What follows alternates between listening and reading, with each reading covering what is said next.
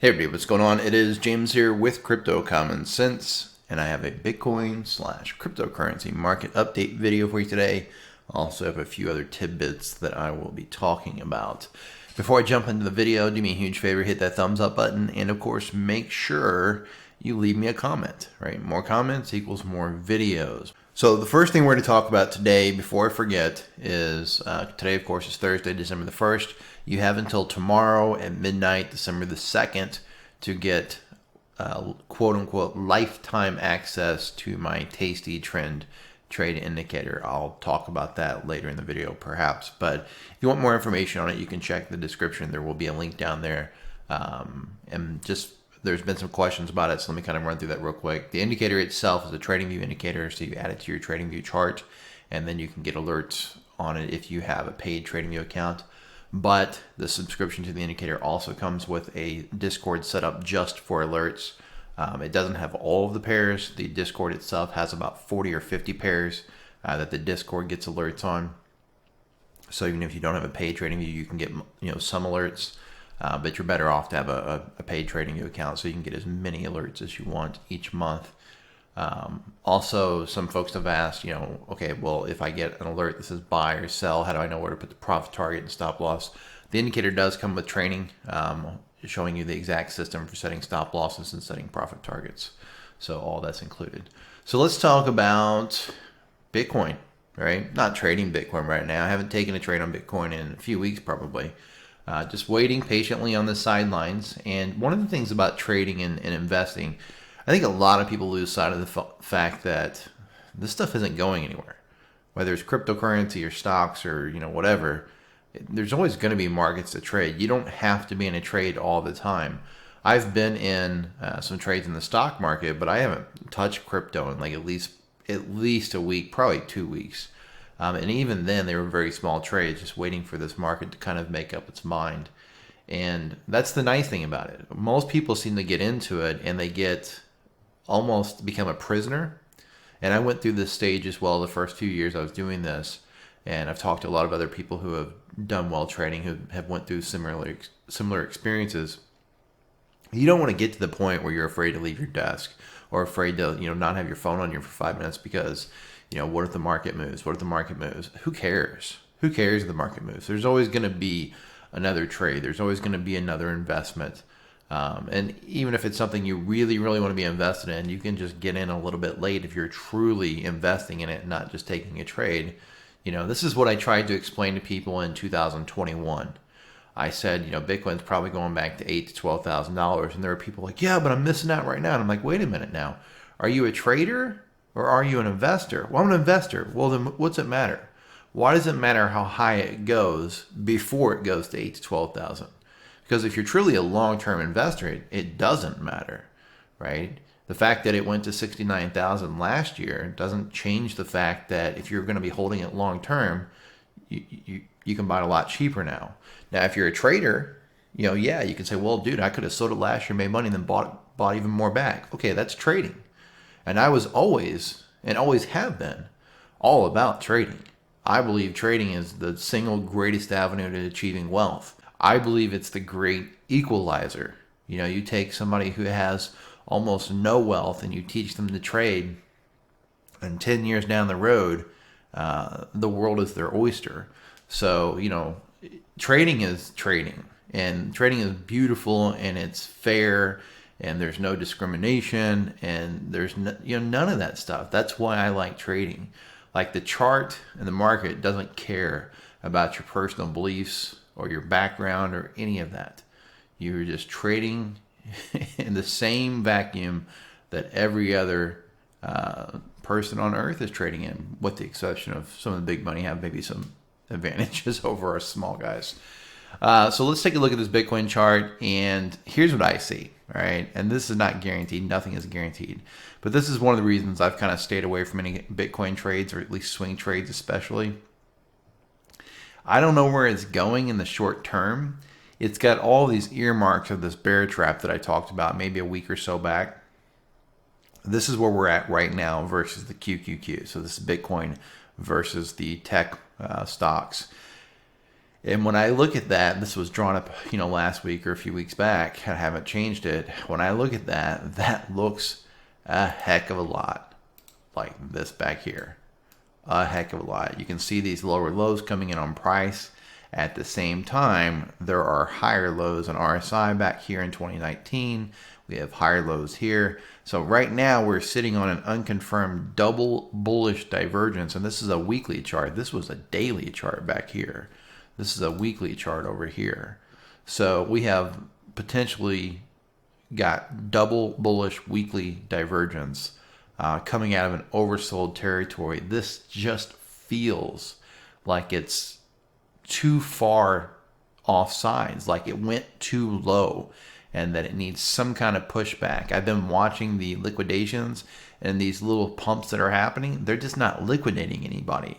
Bears are not being squeezed, and it's unusual in a bear market not to get a bear squeeze. That's what this was. This was a giant bear squeeze back here.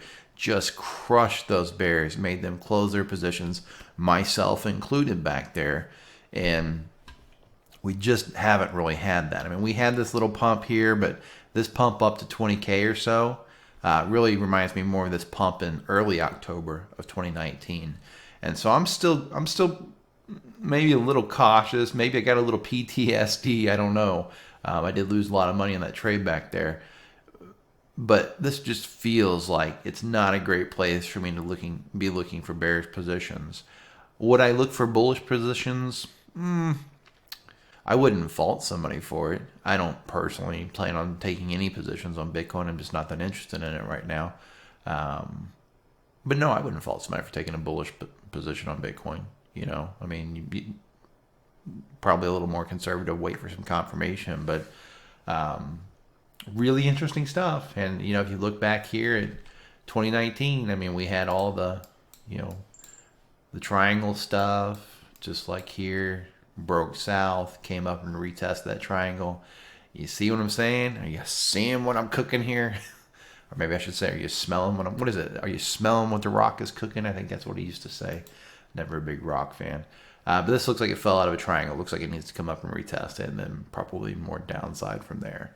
All right, if we take a look at a stock market chart, just look at the QQQ. In fact, let's look at the NDX, which is the NASDAQ index here. It's got a little more history than the QQQ. So if we take a look at this, we are on a non-log chart. Just following that RSI right along that support line there. And we draw a channel. I believe it was CNN yesterday saying, we're in a new bull market. I don't know what those guys over there are smoking. Whether it goes up from here or not, nobody has a crystal ball. I can't say for sure that it won't go, into a new bull market. But we are hardly in a new bull market right now. It's such a silly thing to say. Not only are we not in a bull market yet, on the QQQ especially, we haven't even broke out of our downtrend. Like, what are they over there talking about? That is a textbook downtrend, and we're still sitting firmly within that downtrend. Okay? Like, what are they talking about over there? Bull market, because it pumped one day? Because the market overreacted to the Fed saying, we're going to raise interest rates, but just not as much? I mean, isn't that kind of like saying, hey, I'm gonna beat your ass, but don't worry, I'm not going to kill you? I mean, that's really the same thing, right? The Fed is still going to beat us up. They're still raising interest rates. They're just not going to raise them quite as hard and quite as fast. So people got really exuberant about that. But if you look at, the move, boom, straight up, no follow through, just consolidation right now. So we'll have to wait and see what happens there. If we look at the US 30, which is the Dow Jones basically, same thing, straight up, sideways, and just no follow through. Now the Dow Jones, that's that old Wyckoff stuff I had mocked up from back in the day. I forgot all about that for the longest time. Guess I was spot on with that, wasn't I? Yeah, it was one of those, you can't do that. You can't draw that on the chart. Everybody and their weird stuff on social media about what you can and can't do. It's just the most basic stuff, and people just don't want to listen to it. So this is the downward channel, maybe something like this on the Dow. I kind of like that one there. And it does look like it broke out. It does look like it retested. It does look like it moved up. That is bullish in nature. There's no doubt about it. That's definitely bullish in nature, especially if we look at a weekly chart. Quite a bit easier to see. We'll have to wait and see what happens, though, because a lot of times what you get in a bear market is you get a squeeze that will take you outside of your downtrend. And the whole reason for that squeeze is because it's laying a bull trap. You have big money who needs to push this up so that retail starts FOMOing back into long positions. And this is a big move. We'll look at the percent in just a second. But you have retail that are FOMOing into long positions. And a lot of times you have institutional money using that liquidity to dump. And then the market continues down. Okay. It's really just coming up and testing the same point of supply that existed way back here. So if we look at...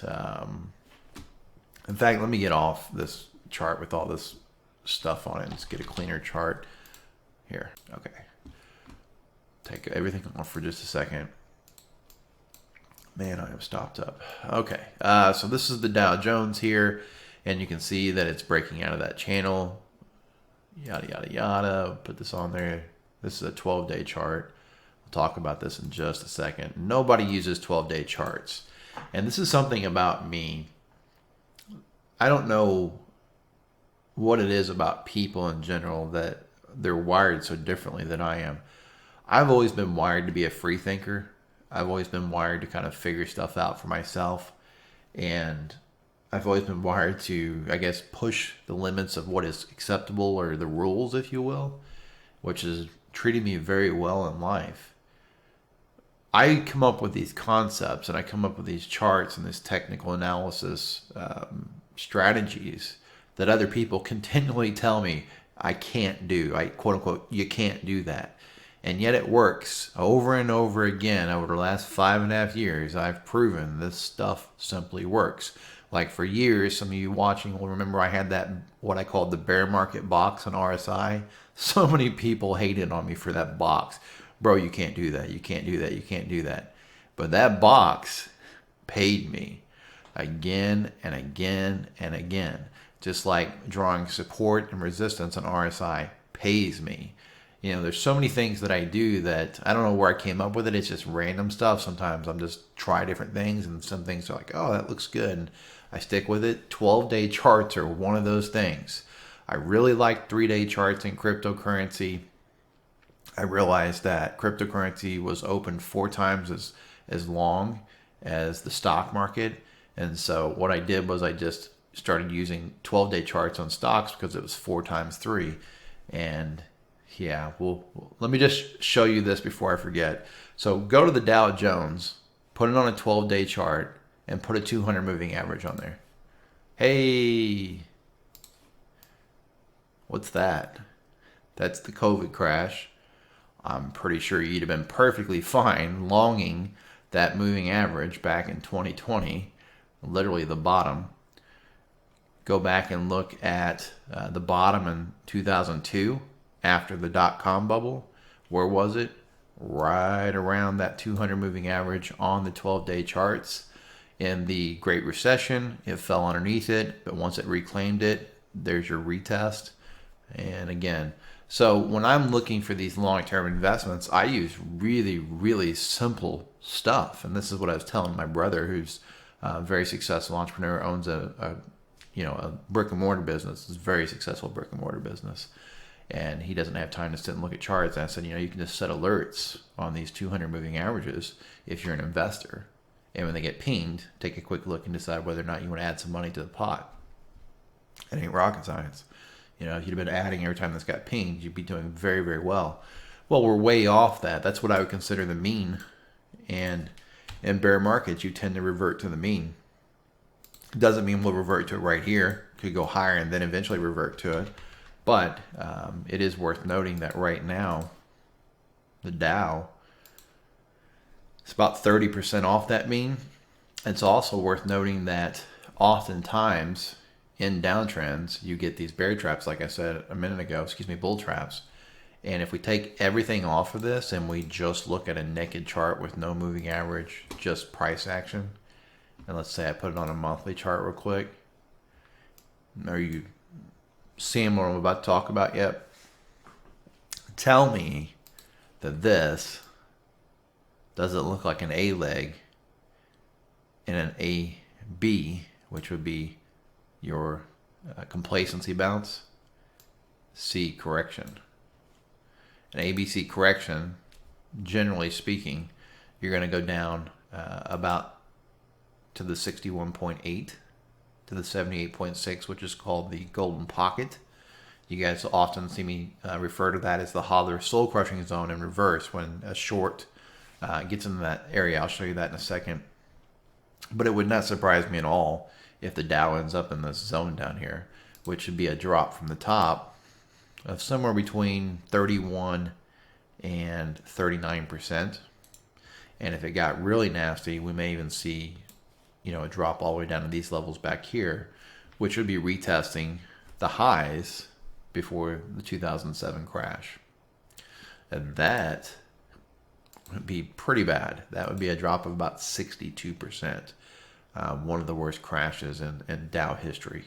Okay. Great Depression was worse, but that's about the only one I can think of that was that bad over the last 100 years.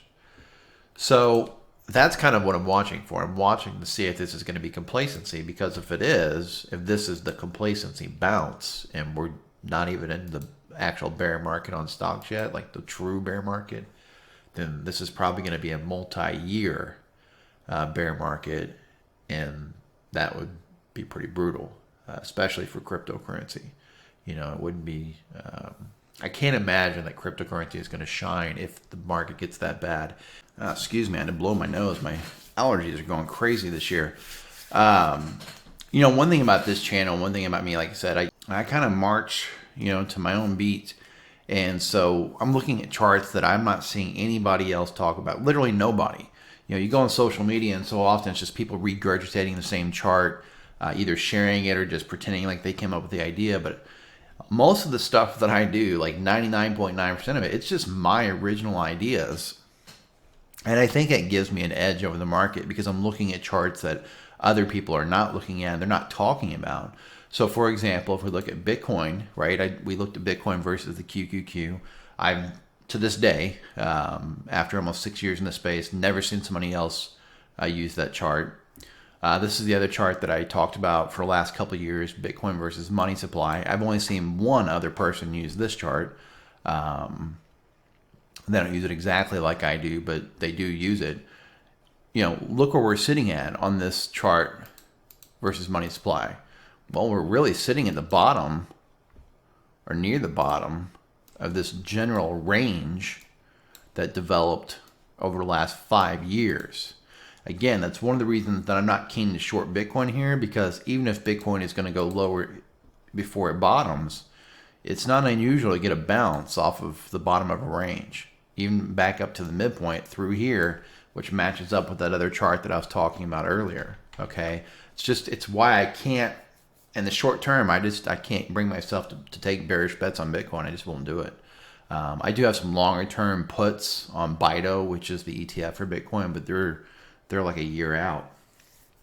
So yeah, we'll kind of see how that plays out. But on this chart, kind of going back to what I was saying about that 61.8, here's a perfect example of that. Look at this. Hodler soul crushing zone, right? Look at this. Boom. Boom. Didn't even quite get there. Just came just shy of it and then dumped, right? Just dumped. So the reality is Bitcoin today is actually much, much lower than it was in 2017 versus money supply. And the bubble last year that everybody thought was taking Bitcoin to $1 million, or that a lot of people thought, it actually didn't even take out the previous all-time high versus money supply. It just didn't. That pump was courtesy of the Fed. That pump was courtesy of, market manipulation by the federal government. So unfortunately, I don't know what that means for the future of Bitcoin. But some of the other charts that I watch that other people do not talk about, I watch this. This is the SPY versus the QQQ. Now the SPY versus the QQQ, if you keep an eye on this, basically what it's telling you is how overheated or how underheated, overcooled tech stocks are. Well, before I even zoom out, even the most, green analyst would immediately recognize that this is a double bottom. They would immediately recognize that this is a retest of that neckline and that it bounced off of that. And that's a bullish reversal signal for the SPY versus the QQQ, which means that the SPY is actually set to gain versus the QQQ based on this chart.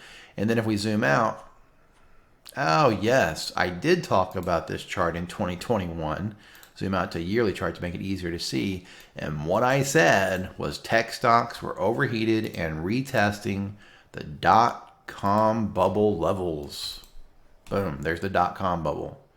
Pretty oversold, meaning that the SPY looks like it's set to gain on tech stocks still. And you can trade this, like I was saying, you can trade things like this. The way you do this is you would be opening, you could trade the spread.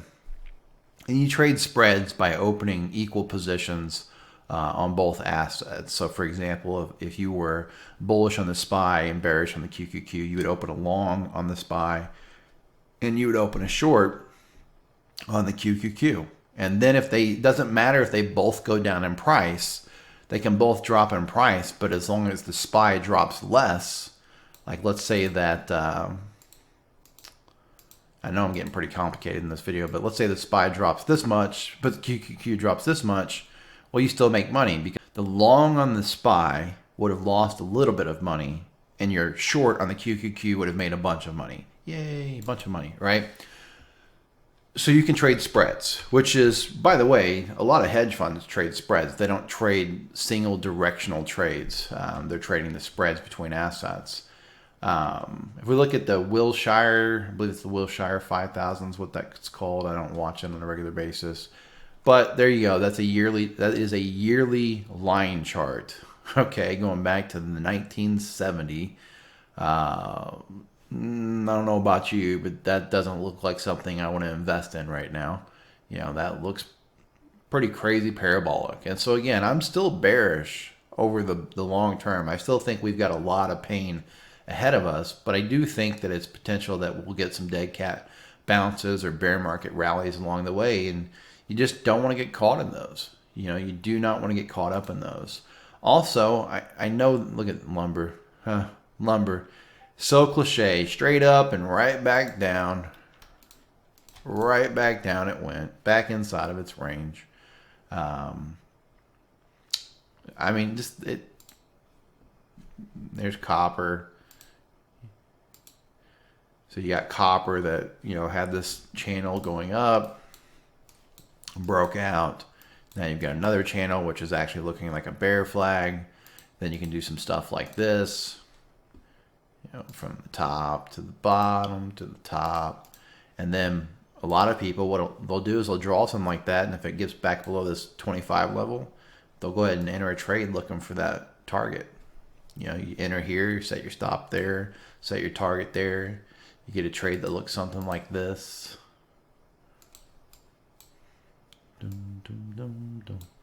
All right, there we go. You get a trade that looks something like that. Or they buy puts. I mean, there's so many things you can do. There's so many ways to make money in this market without gambling your life savings on, investments, not knowing what you're doing.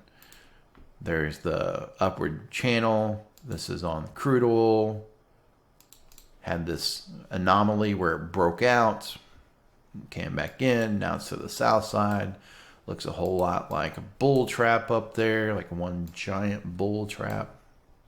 Hopefully this goes back down so price of diesel and fuel goes down. There was natural gas was going nuts a while back. Look at natural gas, I mean, there's just, I don't know. I think what it comes down to with people is they don't learn to trade because they think it's more complicated than it is. And they think, well, I'll just hold. I'll just hodl. It's the path of least resistance. But you have to understand, folks, that hodling only worked the last decade or so because we were in one of the most parabolic bull markets in history. That's why hodling worked. And it may work again in the future. I don't have a crystal ball. But that was not a normal time in history. The last 10 or so years was ridiculous in both stocks and absolutely in cryptocurrency. We don't know what a bear market or a multi-year bear market is going to bring. We don't know if we're going to range for 5 or 10 years to clean up the mess. But if you learn to trade, you do know where the edges are. Like here, you got this trend line, you retested it. I mean, isn't there an edge there? You're retesting this trend line plus retesting demand. Certainly, you could look for longs down here, couldn't you? I mean, you could. It's not kind of a rhetorical question. What else we got? We got the dollar. Dollar's dropping pretty hard, which makes sense because stocks are rallying, so people are fleeing the dollar back into equities. As soon as you see equities start to drop, if you see equities start to drop, you'll probably see the dollar move back up. But again, this was too far too fast on the dollar, right? From May of last year to now, you're talking about over a year, almost 18 months, a 28% increase in a currency. That's insane. That's insane. Almost just straight up, you know? So makes perfect sense that it would want to come back down and retest the top of a range, which we had all through there, right? Ranged, broke out. Could be a bull trap and then move back down, but it could also be a retest and then the next leg up. What else we got? Gold. Gold double topped, right? Pretty simple stuff. Coming back up. Right now, there's not a lot to really get excited about. I bought some gold on Black Friday. They had a hell of a deal on gold on one of those sites. What was it? SD Bullion. So SD Bullion had a deal. I shared it in my Discord, and I think I shared it on social media, but I don't know what they were doing. They were selling gold. They said they were selling it for spot, but when I did the math, they were actually selling it for like $100 under spot. So I bought gold. It wasn't very much. They would only let you buy one coin. I was like $550 worth of gold. So I bought some gold, even though I think it's going lower. When I look at gold, what I think is it's, entirely likely that we're going to go back down and retest this level down around $1,400 but that was a long-term investment, and it was also kind of a novelty. It's like $500-600. I don't remember exactly, $560 maybe. It's probably something I'll never sell. Just a cool coin that I'll give to my daughter, and maybe she can pass it down to her kids someday if she has kids or whatever. So there's gold.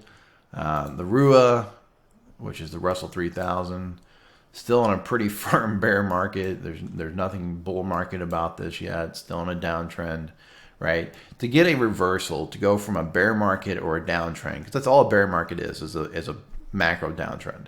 To go from a downtrend to an uptrend, what do you need? Well, if you're downtrending and you want to go to an uptrend, you need a high, a higher low, and then a higher high. And now you've reversed. Doesn't mean it's a new bull market even then, because you could reverse, go up, and then go lower. But you at least need that. We don't even have that. So this talk of a bull market from CNN or whatever, I don't get it. I don't understand what they're doing. When I look at the Dow, I know I'm kind of all over the place today because this video is off the cuff. When I look at the Dow, all I see is a market that retested its previous high. That's all I see. Came down, retested the pre-COVID highs, and bounced. That's all I see. And maybe it ends up being a giant uptrend. Maybe. But we don't have enough information to say that right now. Right now, what we have is a pretty clear downtrend. We have a higher high here. So that's the first part of what you need for a reversal, a higher high. But it still has to put in a higher low, and then it's got to take out this high to be confirmed. So we have one piece, we need three. All right? Video's getting long. I'm rambling. I'm all over the place, but hopefully you guys do get some value out of this. It's tough sometimes taking what's in my head and putting it into videos that people are going to understand. And that's one of the biggest struggles is I know what I'm saying, but it's not always the easiest to explain to people, especially people if they don't have a lot of technical analysis background. It's tough sometimes. So hopefully you guys get a lot out of this. All right. Like I said, don't forget tomorrow is the last day to join the Tasty Trend Lifetime Special. I don't normally do lifetime deals. Tasty Trend is normally $97 a month. It's a single indicator with training. But right now you can get access to it for as long as it's available, which should be many, many years, for a single price of $9.97. and I'll leave a link down in the description where you can get more information on that. If you enjoyed the video, give it a thumbs up. Make sure to subscribe to the channel. And of course, don't forget to leave me a comment. That is critically important. And before I forget, I am just some guy sitting in a spare bedroom, which means that nothing in this video is financial advice. You should always go out and do your own due diligence and seek out professional financial advice from a licensed financial advisor before making any type of investment in cryptocurrency, the stock market, precious metals, Forex, or any other tradable asset. This is James with Crypto Common Sense, reminding you to please trade safe, and I'll talk to you soon.